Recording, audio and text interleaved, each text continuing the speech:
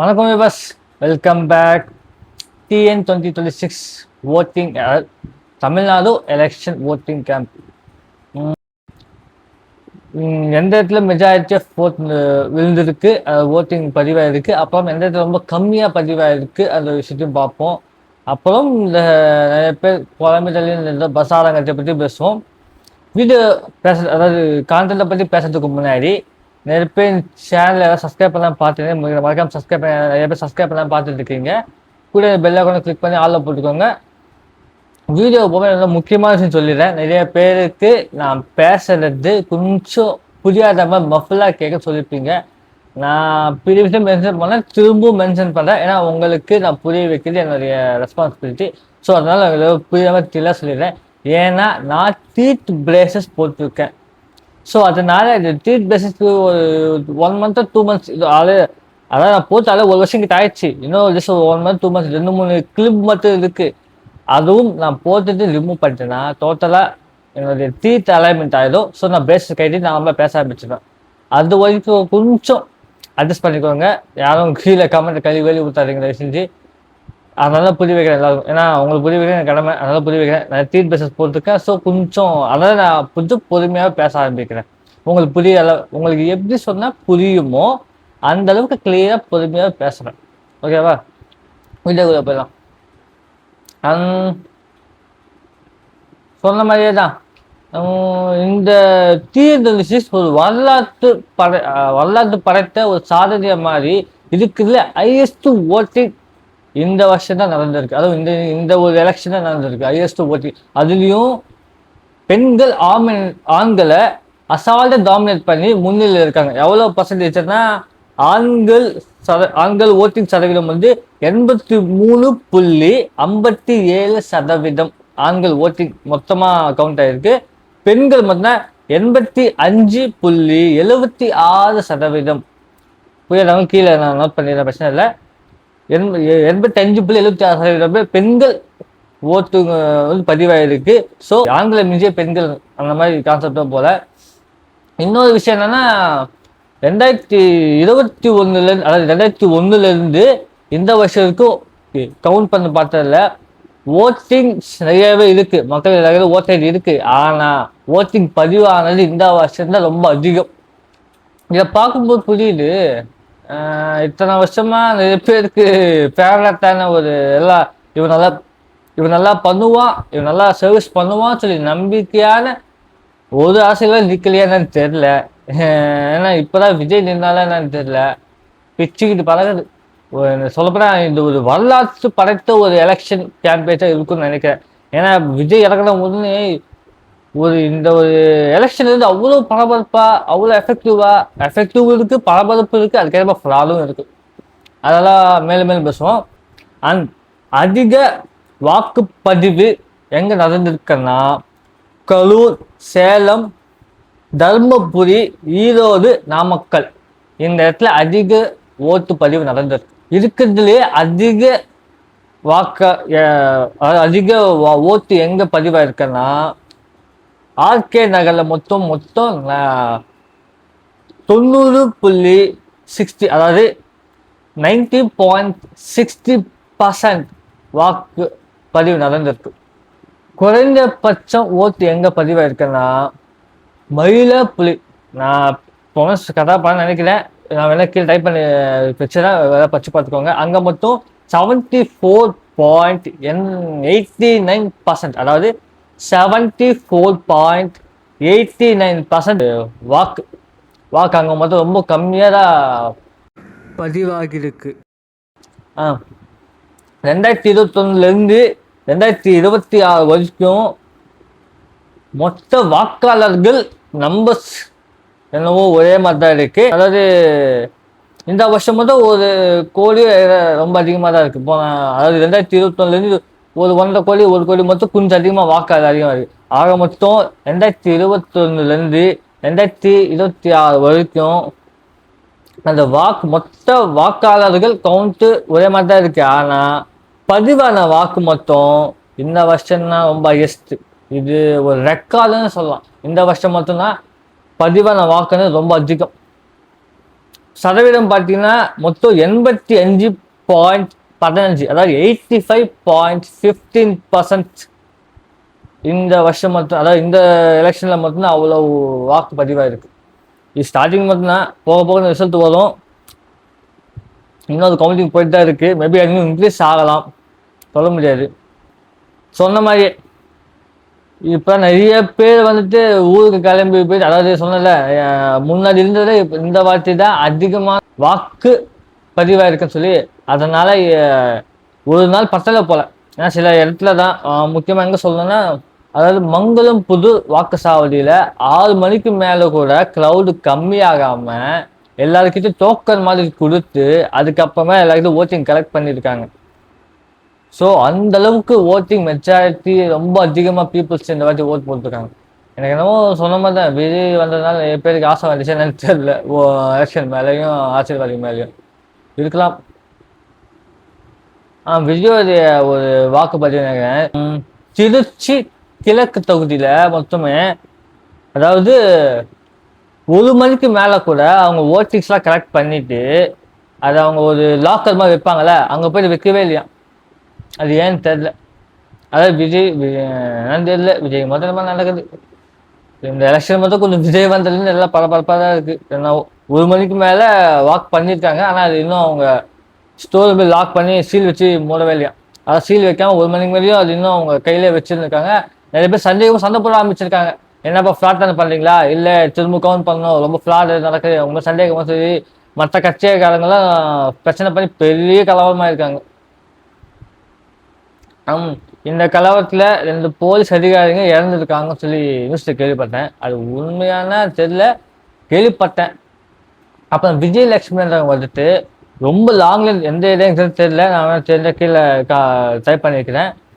ரொம்ப லாங்கில் இருந்து அவங்க கவர்மெண்ட் அதிகாரி தான் இருந்தாலும் அவங்களுக்கு எந்த ஒரு வசதியும் இல்லை வளர்றதுக்கு வந்து ஓட்டு போகிறதுக்கு. அவங்க என்ன பண்ணாங்கன்னா சொந்த செலவில் அவங்க கை காசை போட்டு பஸ்ஸோ காரும் ஏறி வந்து ஓட்டு போட்டு சொல்லியிருக்காங்க. நம்மளுக்கு இருக்குது ஒரே நாள் தான் பவர், அதை விட்டுன அப்புறமா நமக்கு அந்த பவரே கிடையாது, அந்த ஒரு நாள் பவர் நம்ம கண்டிப்பாக யூஸ் பண்ணி ஆகணும் அப்படின்னு சொல்லிட்டு அவங்க சொந்த செலவில் கஷ்டப்பட்டு அங்கேருந்து ஏறி வந்து ஓட்டு போட்டு போயிருக்காங்க. அவங்களுடைய ஒரு இது இன்ஸ்பிரேஷன் இருக்கும். என் கையை பார்க்காதீங்க, நான் ஓட்டு போடல, ஏன்னா என்னோட ஓட்டு ஐடி கிடையாது. நிறைய பேர் பார்த்துட்டு நீ தான் ஒரு உண்மையான ஒரு டெரரிஸ்ட் குற்றவாளி சொல்லி முத்தர கொடுத்தாதீங்க. ஆக்சுவலாக நான் ஓட்டு போட ஆசை தான், ஓட்டடிக்கு அப்ளை பண்ணலான்னு பார்த்தேன். ஆனால் விஷயம் என்னன்னா, என்னுடைய ஆதார் கார்டு கடந்த சுமார் ஒரு 4 வருஷமா ஆதார் கார்டு அந்த ஒரு பயோமெட்ரிக் அப்டேட் ஆகாமல், ஃபோன் நம்பர் லிங்க் ஆகாமல், நானும் போய் கிட்டத்தட்ட 30 தடவை அப்டேட் பண்ணி பார்த்து கையில் காசு கிட்டத்தட்ட எத்தனை ஆயிரம் செலவாச்சுன்னு தெரியல, அவ்வளோக்கா செலவு பண்ணி நான் போய் அப்டேட் பண்ணுறேன். அது அப்டேட்டே ஆகலை. 3-4 வருஷம், அதாவது காலேஜ் தொடங்கினதுலேருந்து போயிட்டு இப்போ காலேஜ் முடிச்சுட்டு வேலைக்கே போக ஆரம்பிச்சிட்டேன். இன்னும் 4 வருஷம் கிட்ட, 4 வருஷம் தாண்டிய போச்சுன்னு தெரியல. இன்னும் அந்த ஆதார் கார்டு அப்டேட் ஆகி ஃபோன் நம்பருக்கு லிங்க் ஆகாமல் என்னால் ஒரு பேன் கார்டு எடுக்க முடியல, ஒரு பேங்க் ஓப்பன் பண்ண முடியல, எதுவுமே பண்ண முடியல.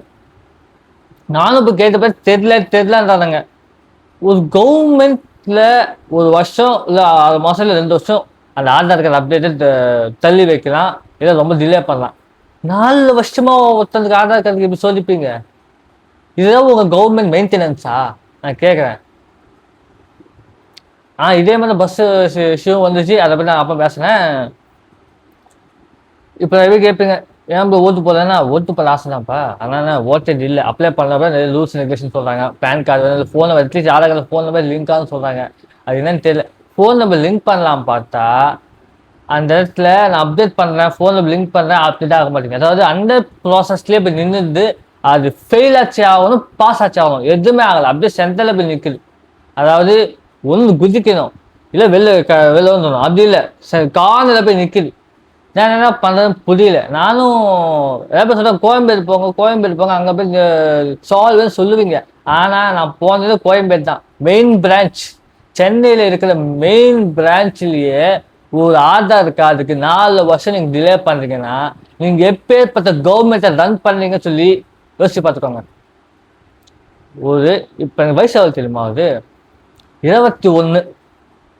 4 வருஷம் ஏதோ மேஜர் ஆகிட்டு கிட்டத்தட்ட அது 2 வருஷம் 3 வருஷம் கிட்ட ஆகுது. 3 வருஷமா என்கிட்ட ஒரு ஓட்டர் ஐடி இல்லை. இல்லை வெளில எங்க சொன்னா என்ன அசிங்கமா கேட்பாங்க தெரியும். இன்னும் ஓட்டர் கையில வச்சுக்காம இருக்கேன்னு கேட்பான்னு தெரியும். வேற என்ன பண்றது? ஓட்டர் அப்ளை பண்ணலாம் சொல்லி Aadhaar card phone number link பண்ண பேன் கார்டு கையில வைக்கணும், டாக்குமெண்ட்ஸ் தேவைப்பதான் வச்சுக்கலாம் பார்த்தா எந்த டாக்குமெண்ட்ஸ் கையில இல்லை. கேட்டா ஆதார் கார்டு ப்ராப்ளமா இருக்கு, எப்படி நான் கையில வச்சுக்குது? ஸோ இந்த தடவை நான் ஓட்டு போட ஆசை இருக்கு, ஆனா ஓட்டு போட ஆப்ஷன் தான் கிடையாது.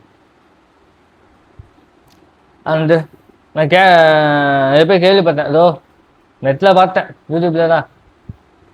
எவ்வளோ பேர் அவ்வளோ கேட்குறேன். ஒரு எலெக்ஷன் டேன்னு வருதுன்னா அது எவ்வளோ பெரிய விஷயம். ஒரு எலெக்ஷன்னா எவ்வளோ பெரிய விஷயம். அவ்வளோ பெரிய விஷயம் இருக்கும்போது இத்தனை பேர் ஊரை விட்டு கிளம்பி வந்து இவ்வளோ வாக்கு பதிவு பண்ணுறதுக்கு இத்தனை ஆளுங்க கிளம்பி வராங்க, ஆஸ்திரேலியா வராங்க, நம்மளும் ஓட்டு போகணும் வராங்கன்னா, அப்படி வரும்போது அவங்களுக்கு ஒரு சரியான பஸ் வசதி கூட இல்லையா? நான் பார்க்குறேங்க, இங்கே கோடம்பாக்கத்தில் சந்திரபாபு சிக்னல் தான், அங்கே ஒரு பஸ் ஸ்டாப் இருக்கு. அங்கே ஒரு பஸ், அதாவது ஒரு பஸ் ஸ்டேஷனில், ஒரே ஸ்டேஷனில் மொத்தம் 5-6 பஸ்ஸுங்க பின்னாடி பின்னாடி பின்னாடி பின்னாடி வரிசையாக வருது. எனக்கு புரியல.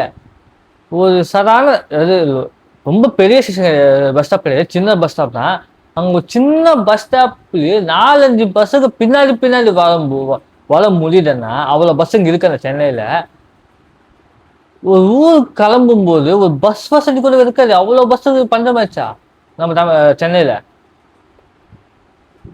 எத்தனை பேர் தெரியுமா அங்கே ஊருக்கு போக முடியாம அது ஓட்டு போட முடியாம தவிக்கிறாங்க தெரியுமா? நிறைய பேர் ஓட்டு போட முடியாம, அதாவது இந்த எலெக்ஷன்ல அதிகமாக ஓட்டு இன்னும் பதிவாயிருக்கு, ஆனா பதிவாயிருந்தோம் எக்கச்சக்க பேர் ஓட்டே போடலை. அதை போடுறதுக்கான வாய்ப்பு நீங்க கொடுக்கவே இல்லை. இதே உங்க கவர்மெண்டா? ஃபோன்லயும் அந்த ஆட்ஸ்லயும் அவ்வளோ பேசுறீங்களே. அது வெற்றி நிறைய போதும் தமிழகமே சொல்லி போன வருஷம் பார்த்தேங்க, வெற்றி நிறைய போதும் தமிழகம் ஆட போட்டேன். ஒருத்தன் சிம்பாஞ்சி மாதிரி ஜம்ப் அடிச்சுட்டு போவான், ஒருத்தன் கை கும்பி இப்படி ஆடிட்டே போவான். இந்த மாதிரி ஆடுதான் போட தெரிஞ்சில்ல. ஏன் இவ்வளோ பேர் கிளம்புறாங்களே? இதில் மெயின் மேஜர் விஷயம் தெரியுமா? அத்தனை பேர் எல்லாருமே விஜய்க்கு, நான் சிம்பிள் எனக்கு பேச தெரியாது, நான் அந்த சிம்பிள் அதை பேசுகிறோம், டிவிக்காக சொல்லுவாங்க, அதெல்லாம் பேச மாட்டேன், நான் சிம்பிள் சொல்ல விஜய் சொல்லிடுறேன். அத்தனை பேருமே விஜய்க்கு ஓட்டு போட மட்டும்தான் கிளம்புறாங்க. ஆனால் அவங்களுக்கு பஸ் வசதி நீங்கள் ஏற்படுத்தி கொடுக்கல. ஏன்? அவங்க விஜய் ஜெயிச்சிருவான்னு சொல்லி பயமா? கண்டிப்பாக பயமாக தான் இருக்கும் உங்களுக்கு. ஏன்னு சொல்லுங்க, ஒரு பஸ் வசதி கிடையாது, ஒரு ஓட்டு போலிங் பிளேஸ் இருக்குன்னா அங்கே சரியான மெயின்டெனன்ஸ் இல்லை, போலீஸ் ப்ரொடெக்ஷன் எவ்வளோ, அவ்வளோ போலீஸ் உட்கார வச்சு சும்மா சாம்பிராணியமா எல்லாம் உட்காந்துருக்காங்க, தவிர யாருமே ப்ராப்பராக மெயின்டைன் பண்ண மாட்டாங்க. என்னன்னா பண்ணுங்க உட்காந்து, அவ்வளோ கவர்மெண்ட்ல அவ்வளோ அதிகாரத்தில் உட்காந்து என்ன பண்ணுறீங்க?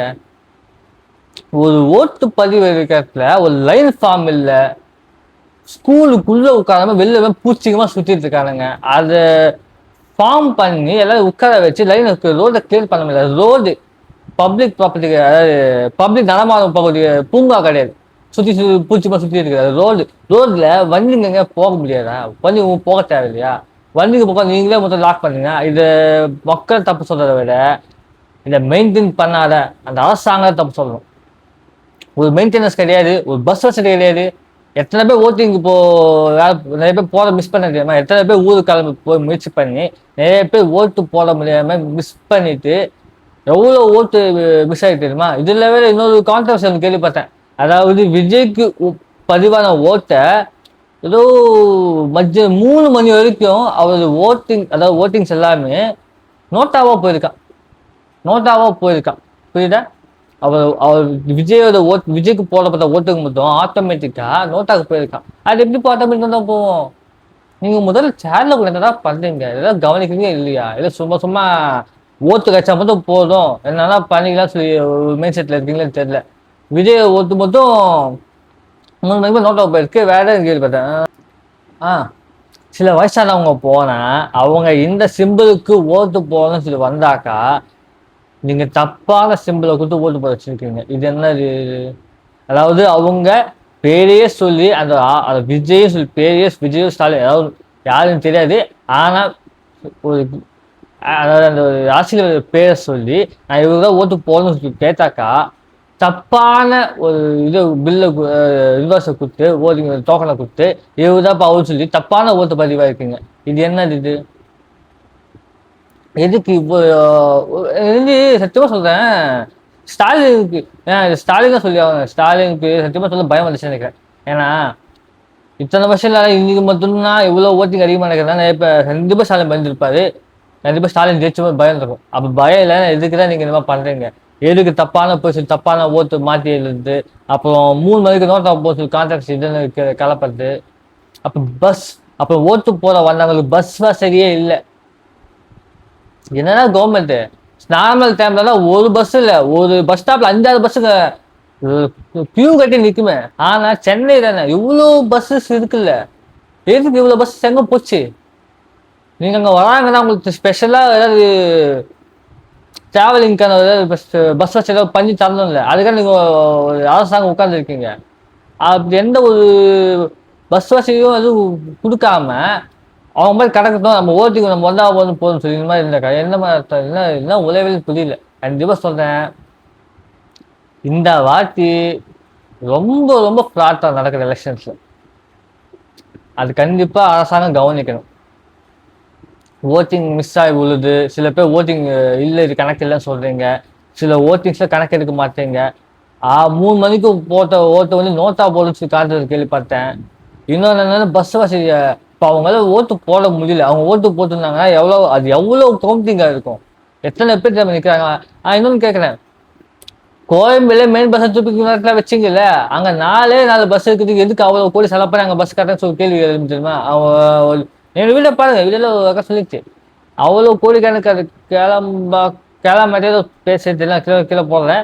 அந்த இடத்துல 4 பஸ் தான் இருந்திருக்கான். 4 பஸ் இருக்குது, அவ்வளோ காசு செலவு பண்ணி எதுக்கு அங்கே நீங்கள் பஸ் ஸ்டாப்பை கட்டுறீங்க? அதுக்கு கோயம்பேல இருந்துக்கலாம்ல. இன்னொரு 7-8 மணி நேரம் வெயிட் பண்ணுறதுக்கு ஒரு பஸ்ஸுக்கு ஆகும்.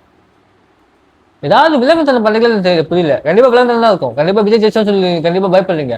ஏன்னா நீங்க ஒரு எலெக்ஷன் கேம்பெயின் ஒரு மெயின்டெனன்ஸ் கிடையாது, ஒரு பஸ் வசதி கிடையாது, ஒரு எதுவுமே ப்ராப்பராகவே இல்லை. எல்லாம் ஒரு மாதிரி எப்படி சொல்றது, ஓட்டு மட்டும் வந்தா போதும், நம்ம ஜாலியாக உட்காந்து ஏதாவது பண்ணிக்கலாம். 5 வருஷம் அந்த மெயின் செட்டில் இருக்கீங்களான்னு தெரியல.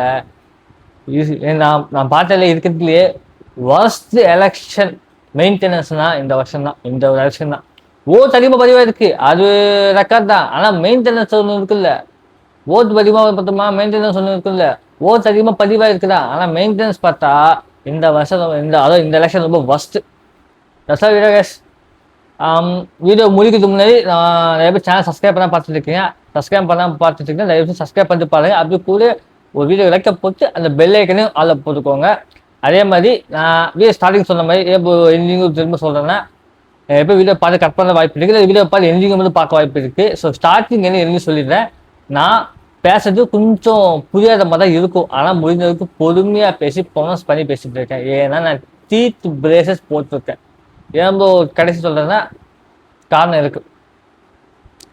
பார்க்குறவங்க தயவு செஞ்சு பேசுறது புரிஞ்சுக்கோங்க. நான் பேச கொஞ்சம் அப்படிதான் இருக்கும். இன்னும் 2-3 கிளிப்பு போட்டு கைட்டுட்டேன்னா அப்போ டோட்டலாக என் வாய்ஸை கிளியர் ஆகிடும். அதுக்கப்புறம் தெளிவாக பேச ஆரம்பிச்சிடுவேன். இப்போது கொஞ்சம் அட்ஜஸ்ட் பண்ணிக்கோங்க. நான் சொல்றது தாங்க, இவெல்லாம் சொல்ல சிம்பிளாக சொல்லணும்னா, இந்த வருஷம் எலெக்ஷன் ரொம்ப அவங்க வஸ்து பண்ணிட்டாங்க. மெயின்டெனன்ஸ் சரியில்லை, டிராஃபிக் கண்ட்ரோல் இல்லை, பீப்புள் லைன் ஃபார்மிங், பீப்புளோட மெயின்டெனன்ஸு, அந்த ஓட்டிங் கேம்பிங்கு, ரோட்ல என்ன வைக்கிறீங்க? வச்சா ஏதாவது ஸ்கூல்ஸ்லயோ ஆஃபீஸ்லயோ நல்லா லைன் லிஸ்ட்டு போட்டு வச்சிங்களா, மக்கள் லைனாக அங்கே கும்பலாக உட்கார வச்சிங்களா, லைனாக லிஸ்ட்டு போட்டு எல்லாம் ஓட்டு போட்டு கிடக்கலன்னு போட்டு தள்ளாம எதுக்கு ரோட்ல வைக்கிறதுக்கு எதுக்கு அவ்வளோ மெயின்டெனன்ஸே இல்லை சொல்ல. ரொம்ப கடுப்பாச்சு எனக்கான. நான் பார்க்குறேன், என்னடா இது போலீஸ் இருக்காங்களே, என்னடா பண்ணுறீங்க போலீஸ் இருந்துக்கிட்டு, ஒரு மெயின்டைனே பண்ண மாட்டீங்களா மக்களை? அப்போ நீங்கள் சும்மா சம்பளம் தான் வேலை செய்றீங்க, உங்கள் சர்வீஸ் பண்ண ஆசையே இல்லைன்னு சொல்லுங்கள். அப்புறம் இன்னொன்று பஸ் வசதி, இதை பற்றி மக்கள் நீங்களே கவனம் உங்கள் ஆலோசனை தெரிவிங்க. விவேகாஷ், குட் பாய்.